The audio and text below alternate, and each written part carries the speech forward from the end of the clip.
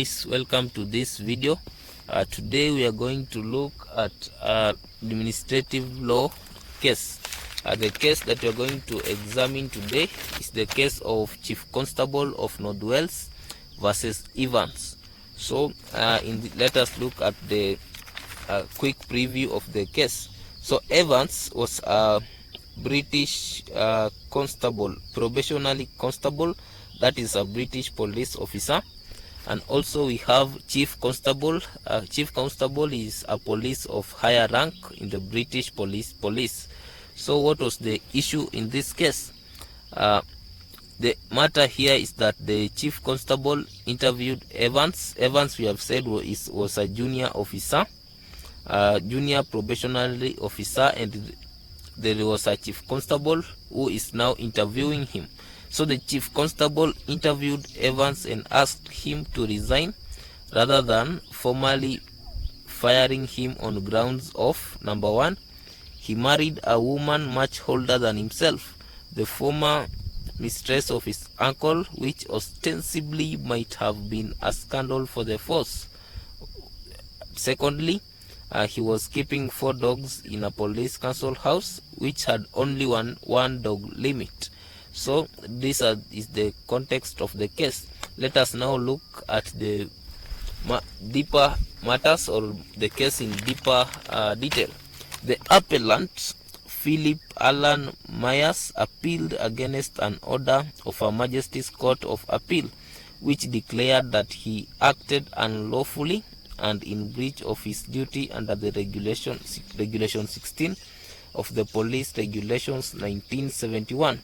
The House of Lords affirmed the Court of Appeal's decision with a variation, declaring that the appellant's action led to the respondent's unlawfully induced resignation, entitling the respondent to certain rights and remedies. The House dismissed the petition and appeal and ordered the appellant to pay the respondent costs. So here we see that Evans was paid costs because of what Chief Constable made him go through.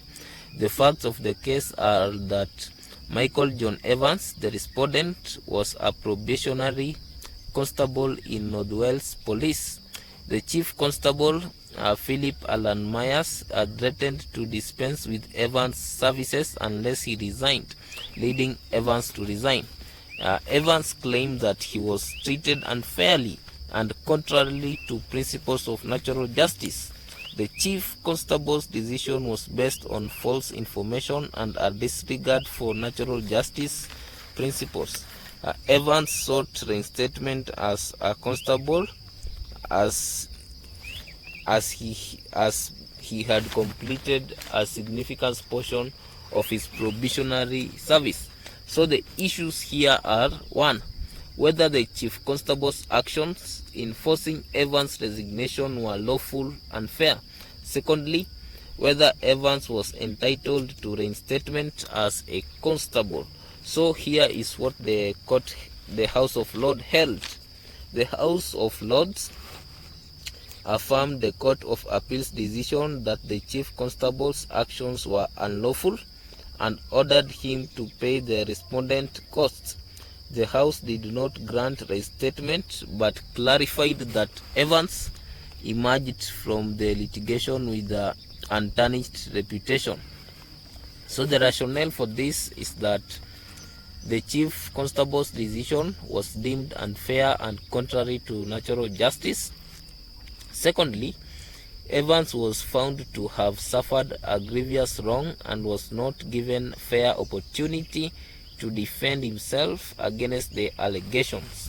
Thirdly, the court emphasized the importance of fair treatment and the need to prevent abuse of lawful authority.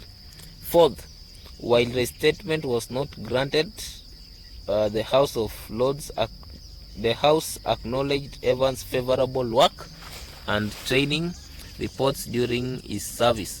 So the outcome is the court affirmed the decision of the Court of Appeal dismissing the petition and appeal, and ordered the chief constable to pay the respondent, who in this case is Evans, costs.